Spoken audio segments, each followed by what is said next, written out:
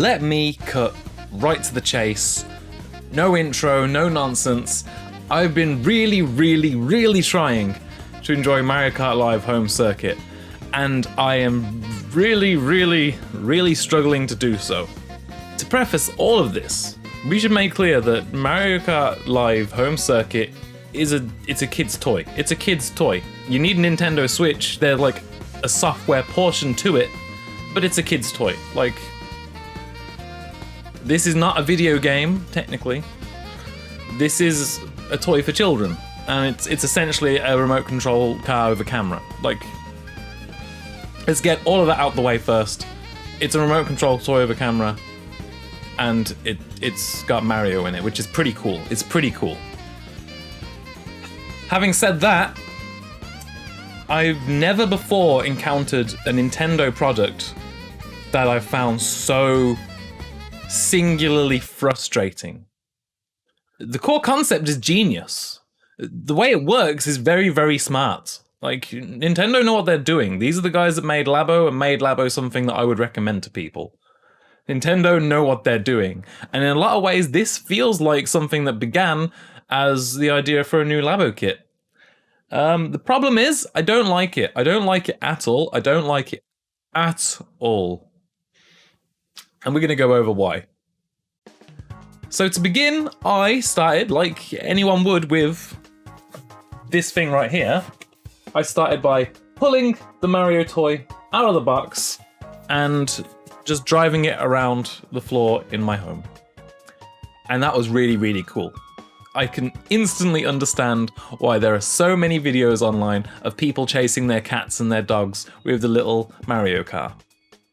It's honestly just great. Like, the animals don't know what's going on. Seeing everything from their low-down perspective is really interesting and cute. It kind of reminds me of playing Chibi Robo back in the day. And just being able to pop under the kitchen cupboards and then say, oh my god, it's filthy under here, and then pop back out. Driving under the beds, really cool. Going under the table legs and stuff, so awesome. I wish that my sofa was a little bit higher up so I could actually drive under it. I can't. But a lot of cool stuff. Got it out of the box, started playing with it. I think it's really nice, you know? Setup's pretty instantaneous. You just connect it to your Switch through local Wi-Fi, get a camera feed, you start driving around. It just works, and that's really cool. All the problems come to the fore when you try and play it like an actual game. I've heard multiple reviews saying, "Oh, it just feels like you're playing Mario Kart." It's like you're playing Mario Kart. You just drive around and you pick up the power-ups. It's like Mario Kart, but the track is my house. No, it's not. Stop lying to me. Stop lying to me. I don't know what kind of home you have. That's not my experience in the slightest. Okay, I'm gonna go over multiple points here, and I'm gonna try my best to keep it concise. But before we do that, let's take a look at what I did. First, I tried to set up a course in the upstairs level of my home.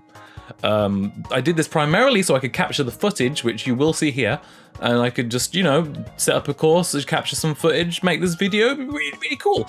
I can't have my Switch docked where it's recording footage near my PC, and also have it connected to the car, which is in the next room, because the wall is in the way, and like I said, it works through local Wi-Fi. It needs a really good strong signal, and at this point I was thinking, oh my god, I wish it connected to my router and used that as an intermediary. Sure, it might not have been like an instant response from the camera, but it would have had a better signal than this, is my point.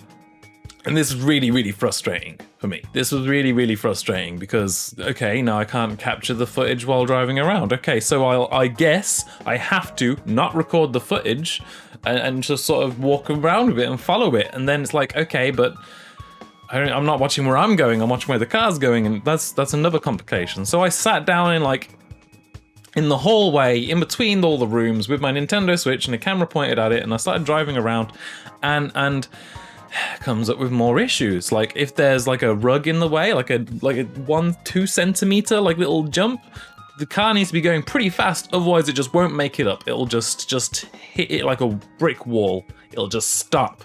So I had to start putting down like magazines, almost as like little ramps, so we could get up and around the place. And I started putting these ramps up all around the place to make sure there was no complications.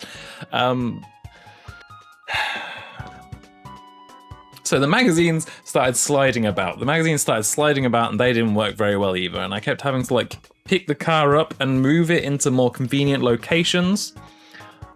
For the record, building a course, pretty fun, pretty instantaneous. You just put down the gates, and as long as the camera can see the gate, it knows where it's gone from. A majority of the time, where I live, the floor space is so narrow that the car didn't get enough time to actually see the gate. Like if you go around like a hairpin turn or whatever, and the camera doesn't see the top of the gate, it doesn't know what gate it's going through, it's just not working. It's just not working.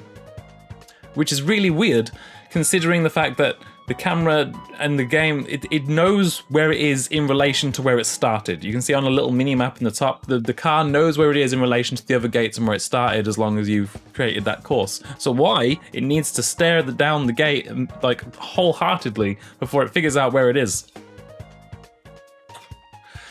In general, really impressed with the technology, but then when the issues come up, it just sort of breaks down and becomes really frustrating, and oh my god, have I been frustrated lately. So, having trouble getting the direct feed capture working, getting a decent track working when I've got like rugs and carpets all over the place and moving between rooms. Okay, I think to myself, I'll wait for a moment where I can have the downstairs of my home free, not very often, and I'll get all the rugs out, I'll pick up all the rugs, I'll throw them to the side, and I will just make a really basic course. So I made a cross-based course. You start, you go up and around, and you go to the finish. Like, just, like, it makes a little cross. It's like a really crap figure eight, is what it was like. And it worked, but also not well. So as you're playing through the Grand Prix modes of the game, there will be, for one, enemy racers, which of course virtual, unless you have like 2 sets and you can play multiplayer. So you're racing against the Koopalings, Bowser Jr.'s kin, and there will be items throwing around, and these items will affect you, even though they're obviously not in real life, but like a red shell can hit you and this car will stumble a bit and stuff like that, which is pretty cool. It works pretty well and it's pretty cool. I'm pretty impressed with how that sort of stuff works. Problem. Fairly reasonable problem. This also kind of like creates this weird disconnect between what's happening in reality and what's happening in the game, because like your car will just start stuttering and you're not sure why, and it's like, oh, is my car running low on battery, which very well could be, or is this just how it's supposed to be? And the items give you different boosts, and it feels odd. You'll be going off course an awful lot, especially since some of the gates have like giant magnets on them which pull you towards them, and if you've got the gates too close together, for example, going through the center of this figure eight, I'm getting pulled off towards gate 4 for some reason. I'm heading towards gate 2 over here. This magnet is pulling me that way, and I'm like, why? Why? It's actually not fun. It's actually just frustrating. I'm there trying my best to just enjoy this really crappy Mario Kart game. And this game, car, is getting confused about where I should be going, so I'm dragged off to the side and I'm dragged off here, and even in 50cc I couldn't win a race because I just don't have enough space to make a decent course, which isn't going to like purposely mess me up. I had literally picked up furniture and moved out rugs. The only way I could get it better is if I got movers in to take all my sofas and shit. Like, it was getting to that point. I'm running out of space. I can't go between rooms because there's like a fucking 1.5 centimeter like lip between the kitchen and the living room, and the car just can't go over it. It just can't. I make the wheels a little bit bigger so it could actually go over gaps and get up on rugs. And why? It is fairly reasonable, however, that Nintendo recommends you do not take this outside. This is not meant to be used outdoors. Like, I can completely understand that. They are afraid of like dirt and stuff getting in the wheels, getting in the motors, and breaking the thing down. They don't want it wet, they don't want it dirty. These things will shorten the lifespan and then the game won't work. You shouldn't be taking it outside, so that makes complete sense. I don't have space inside though, Nintendo. I don't know who does. I genuinely don't know anyone in my personal life who has more space than what I created for this game, and it still didn't work very well. Do you understand what I'm trying to say here? Even if you have like thick carpet, it's not going to work. If you have like a flat rug, fair enough. If you have like a thick strandy carpet, like one of those like shag faux fur rugs or whatever. Oh, the game's gonna hate it. It's not going to work. You're gonna have to take that off the floor before you do anything. So there's problems. So to try and do something, to try and have fun with this thing instead of constantly feeling frustrated, I took it outside, and I have a garden. I have a lot of planks of wood out there. It's not pretty, but I was like, hell to this. I am going to make my own Mario Kart track out of planks of wood because I don't have the space inside. And it was so close to working.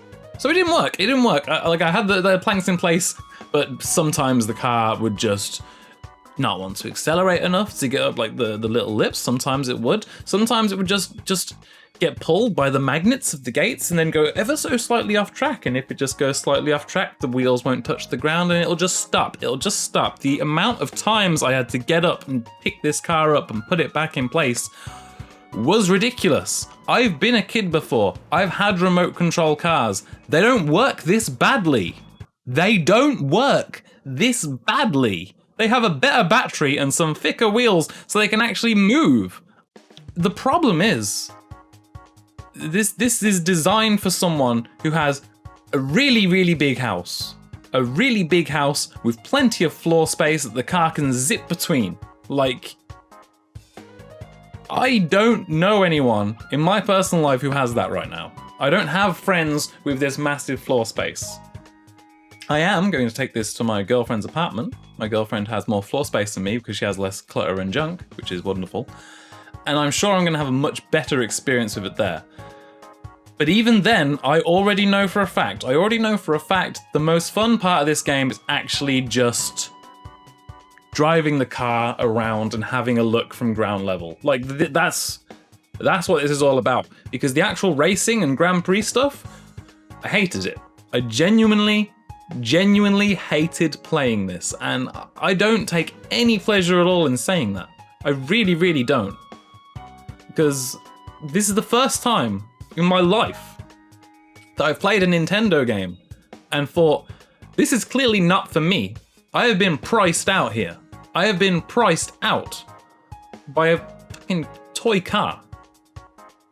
Like, do I need to rent a new house in order to play this properly?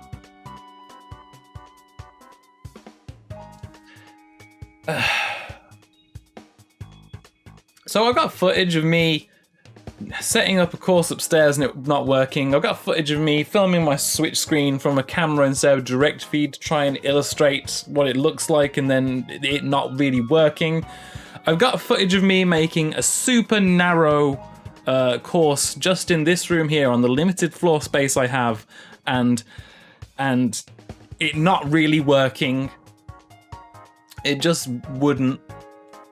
What I really wanted to do is just make a straight line that you go back and forth, and I put a little cone at each end, and you just go around the cone and back, and go around the cone and back through the gates.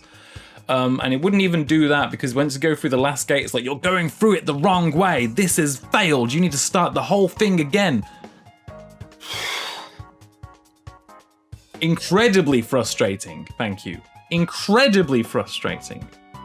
Now, I understand that my experience of this would be a million times better.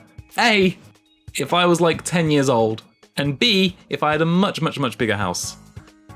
But this is ridiculous. This is ridiculous. I didn't have any fun. Instead, I just came away like this, frustrated and mad and upset about it because I wanted to enjoy myself. And Nintendo have got a really cool idea here, but they messed it up just entirely. Just entirely. And then we get to the final part, really, which is the fact that this thing costs £100. I'm not sure how much it costs in the US, probably like $100 plus tax. But it's £100 in the UK, probably €100 too. And for that price, let me get stuff out the box. Let me get stuff out the box. You got like a big piece of paper which tells you to just Google MK, just search MK Live on the eShop and you will get the game. You can do that without the toy car, but without the car, there's nothing to do, so. You get the car. You get the little car. I actually quite like the car. This is the kind of thing that I would like put on my shelf or something. It's quite nice. Like you can see there's the camera in this overhead unit. There's a couple of light indicators here to tell you whether it's connected to your Switch or not. But and you can see it's searching now, and I can connect that to my Nintendo Switch, and that's a pretty smooth process. Once you first start up the game will have a QR code on it. Scan that with the camera. Bish bash bosh. It's connected. It works fairly well. Like, I'm not going to complain about it. The setup process is nice, and then you throw down some cardboard gates. And you got the cardboard gates in the box. This definitely makes me think that this was originally like a Labo kit that they were testing out or something, and they realized this would be better sold as just like a pre-made product. And these are quite nice, because you can just fold out, bosh, bosh. You fold out gates. You just place those down. These do fold out into like proper feet. There you go. There you go. There you go. Gates. It works fine. It works okay. I actually like the flat pack design. Easy to pack away. Easy to keep out. Like, that's all great. Honestly, Nintendo did a good job with that. I like that sort of stuff. Shame that it's an absolute nightmare to actually play with. Shame that actually trying to use this crap is hell on earth. What you are actually paying, what that £100 for is this. You are paying for this, you're paying for a little toy car, and for that price, no. No, no, no, and no. No. No. No. If you have the floor space and you have kids, you have younger children, I'd say like the novelty is going to wear off. They're like 13 years old or something, to be honest. You're like kids which are like 13 years old or under. I actually think they're really going to like this. I actually think they're going to like it a lot. I think they're going to like playing with it if you have the decent floor space. Even if you don't, it's still pretty fun to just drive around with it. But after my experiences with it, after trying to like put it in like the most ideal scenarios that I possibly could while being in my home, I am just incredibly frustrated and upset by it. Like, I spent hours, genuinely hours, trying to make the perfect scenario for this, and it didn't work. It didn't work. So as I said, we have to acknowledge the fact that this is a kid's toy. This isn't meant for the 29-year-old like myself. Yeah, I know, only 29, right? This isn't meant for a 29-year-old like myself. This is intended for kids. Like very young teenagers at the oldest, really.